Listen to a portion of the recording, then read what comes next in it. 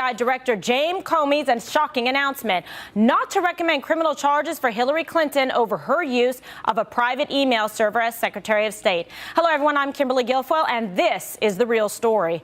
The FBI Director who exhaustively detailed Hillary Clinton's carelessness with sensitive emails now called to testify tomorrow in an emergency hearing on Capitol Hill to explain his decision. Meantime, Republicans are blasting Mrs. Clinton, with Donald Trump doubling down on his criticism of the presumptive Democratic nominee. We've got wall-to-wall coverage on these fast-moving developments, with Florida Senator Marco Rubio joining us with his reaction in just a few minutes, and Kristen Fisher with the latest response from the White House. But first, let's go to Chief Intelligence Correspondent Catherine Herridge. She's live in our D.C. bureau. So, Catherine, what is the very latest? Well, Kimberly, good afternoon. We just had confirmation earlier today from the chairman of the House Government Oversight Committee that he will have the FBI director on Capitol Hill tomorrow, and he is demanding more details. I would really like to know the difference between carelessness and negligence, because the director frequently referred to intent, but that's not in the statute. You don't, if you are grossly negligent in the handling of classified information, which clearly, based on the fact pattern that the director laid out, she was, why is that different? And why did he use that word careless, extremely careless, and what's the difference? In addition to House government oversight, the Republican chairman of the House and Senate Judiciary Committees with direct responsibility for the FBI are calling on Director Comey to make the evidence public. Senator Chuck Grassley issuing this statement late last night that reads in part, quote, "Even Director Comey said there should be extraordinary transparency. That means more than simply giving the public a brief summary of his views of the facts. It should include the actual evidence so the public can make an educated decision on its own about the judgment and decision-making of all the senior officials involved." The Attorney General Loretta Lynch was already scheduled to testify before the House committee next week, and that focus will clearly turn to the Clinton emails now, Kimberly. So, Catherine, what about the response from Democrats? Well, a short time ago, the House Minority Whip Steny Hoyer told Fox News that it's not a surprise to him the Republicans are asking Comey to testify about the Clinton emails and the Bureau's findings. He would not say the hearing is a political stunt, but he did say nonetheless he believes it is a political move. Earlier today, the House Speaker said the nation's top intelligence officer, James Clapper, the Director of National Intelligence, should consider blocking Clinton's access to classified information, given Comey's assessment that she was extremely careless. You get access to deeply classified material once you leave the convention as the nominee on a regular basis. It's part of a transition government. With no indictment occurring, but a discussion or a call for administrative action, I think it's the least we can do, given how she was so reckless in handling classified material and sending classified information on unsecure servers.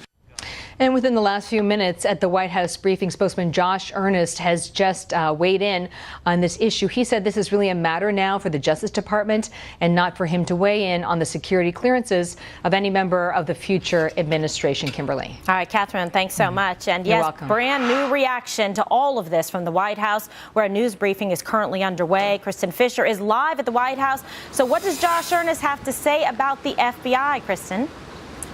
Well, as Catherine was just mentioning, the White House spokesman Josh Earnest was just asked about punishment, possible punishment for future White House staffers in the event that they break the rules regarding classified information. And essentially, Earnest dodged the question. So then he was asked a bit more directly and really got to the heart of it. He was asked, if Hillary Clinton becomes president, should her staff security clearances be reviewed? And he again dodged the question, said that he would not render judgment, and essentially punted to the Department of Justice. Now, this briefing, as you saw, it's still ongoing, so we could be getting a lot more out of Earnest today. But for now, the White House response to this big announcement from FBI Director James Comey yesterday is essentially, we're hearing the same today as we did yesterday, and that is that there is no official reaction from the White House. They're stressing that no one at the White House received advance notice of the FBI Director's comments, and that no one at the White House knew what he was going to say. So they're trying to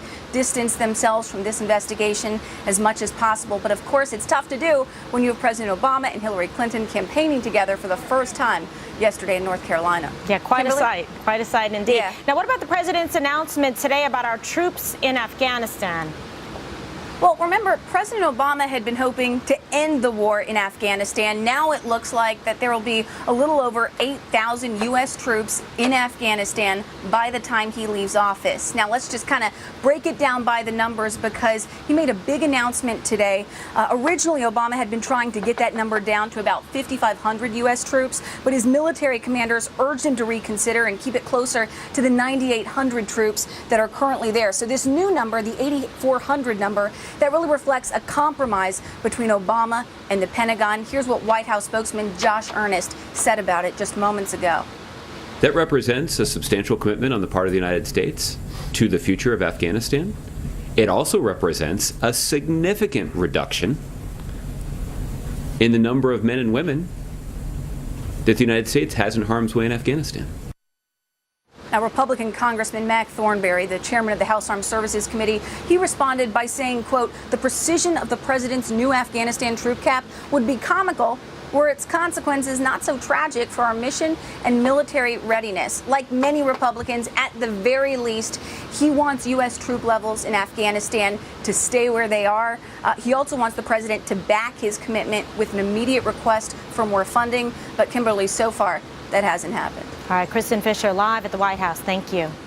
As FBI Director James Comey gets ready to head to Capitol Hill tomorrow to explain his decision not to recommend criminal charges for Hillary Clinton over her email use, Florida Senator Marco Rubio sending a letter to Secretary of State John Kerry saying, quote, "The State Department should immediately suspend the clearances of Hillary Clinton, Huma Abedin, Cheryl Mills, and other former State Department employees for security violations if they still maintain them." Joining me now, Florida Senator Marco Rubio. Pleasure to have you on the program, Senator. And thank you. This was compelling, significant legal news yesterday. Came as quite a surprise to many when you saw the director laying out quite extensive charges and facts detailing misuse and abuse and certainly security violations on behalf of Secretary of State Hillary Clinton and her staff. Your thoughts? Well, what a lot of people don't realize is beyond the criminality or non-criminality of this, there is the issue of State Department rules. The State Department has rules on all of its employees, on all of its officials about how to handle classified information, and it has very clearly detailed that there are sanctions and punishments for violating those rules. I promise you this. If what we know Hillary Clinton and her staff did had been anybody else in the State Department, they would have been punished, and it would have gone from revoking their security clearance to being fired to everything in between, including long-term, non-paid suspension, etc. So what I'm asking Secretary Kerry to do, this is under his jurisdiction, is to ensure that the appropriate measures are taken to now punish all of these people for their reckless behavior, and that includes Hillary Clinton. Because whether or not the federal government, the Justice Department, finds us to be criminal, there is no doubt that it was negligence, and there is no doubt that it violated State Department policy, and he needs to carry that out and not ignore it for partisan political reasons. Well, we had Rudy Giuliani yesterday on right after this news broke, and he said that if he was conducting this investigation, just the facts that was listed yesterday would preclude her from gaining any type of security clearance whatsoever moving forward. So how is it that then she's fit to be able to serve as commander-in-chief, negotiating, dealing with other countries, foreign interests, and countries that would do us harm?